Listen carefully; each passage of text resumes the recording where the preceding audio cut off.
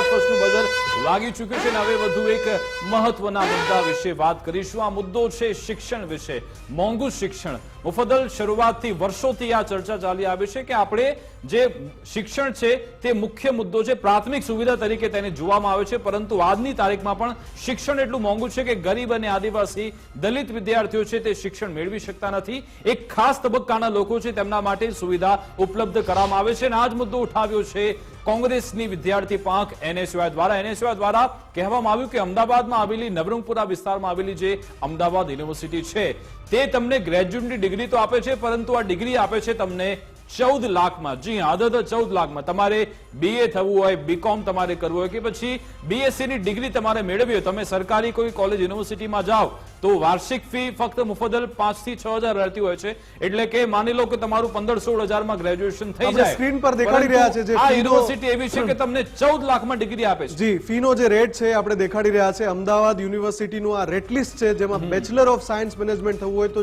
4.60 લાખ રૂપિયા તમારે પ્રતિ વર્ષ આપવાના છે। દર વર્ષે લગભગ 4.5 લાખ રૂપિયા જેટલી રકમ તમારે બેચલર ઓફ આર્ટ્સ થવું છે અમદાવાદ યુનિવર્સિટીમાંથી, બેચલર ઓફ કોમર્સ થવું છે અથવા તો તમારે બેચલર ઓફ સાયન્સ થવું છે, એના દર છે 4.60 લાખ રૂપિયા પ્રતિ વર્ષ। એટલે એનએસયુઆઈ નો મુદ્દો જ આ છે કે શિક્ષણમાં સમાનતાની આપણે વાતો કરીએ છીએ। અમદાવાદ યુનિવર્સિટી મહત્વની યુનિવર્સિટી છે અમદાવાદ માટે, અમદાવાદના વિદ્યાર્થીઓ માટે, અને જો આટલી બધી ફી લેવાતી હોય ને એમાં દર વર્ષે મોટી માત્રામાં વધારો ઝીકાતો હોય તો કઈ રીતે સામાન્ય ઘરનો એક વિદ્યાર્થી, એક નાગરિક કઈ રીતે આ અમદાવાદ યુનિવર્સિટીમાં ભણી શકે? યા તો પછી તમે કહી દો કે અમદાવાદ યુનિવર્સિટી છે એ માત્ર વીવીઆઈપી માટે છે કેમ કે તમે ફીના દર જ એવા કરી નાખ્યા છે।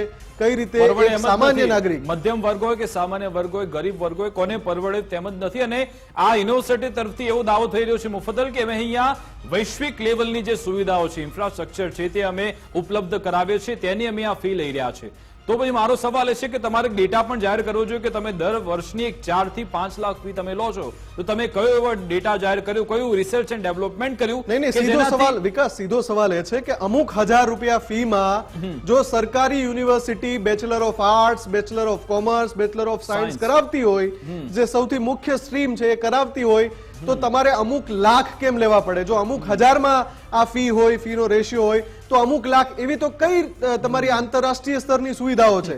બરાબર છે, એમણે એમનો પક્ષ રાખ્યો કે ભાઈ અમે ખૂબ જ ઊંચું વિચારીએ છીએ, અમારી ઇન્ફ્રાસ્ટ્રક્ચરનું લેવલ છે આંતરરાષ્ટ્રીય સ્તરનું છે, પણ એ કયું આંતરરાષ્ટ્રીય સ્તર છે?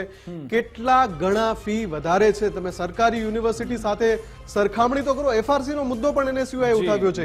એ જ કીધું છે કે આ જે ખાનગી યુનિવર્સિટી હોય છે તેને એફઆરસી માં સામેલ કેમ નથી કરાતી? કારણ કે તેમાં સરકાર અથવા તો જે કેટલાક એવા લેભાગુ તત્વો હોય છે તેમનો સીધો જ દોર હોય છે, તેમની સીધી જ તેમાં લાઈન હોય છે, જેના કારણે આ યુનિવર્સિટીને છૂટો દોર મળી જાય છે અને પછી બેફામ ફી વસૂલાતી હોય છે। આશા રાખીએ કે સરકાર આમાં ઇન્ટરવીન કરે ને પછી જે યોગ્ય કાર્યવાહી થવી જોઈએ તે કરવામાં આવે।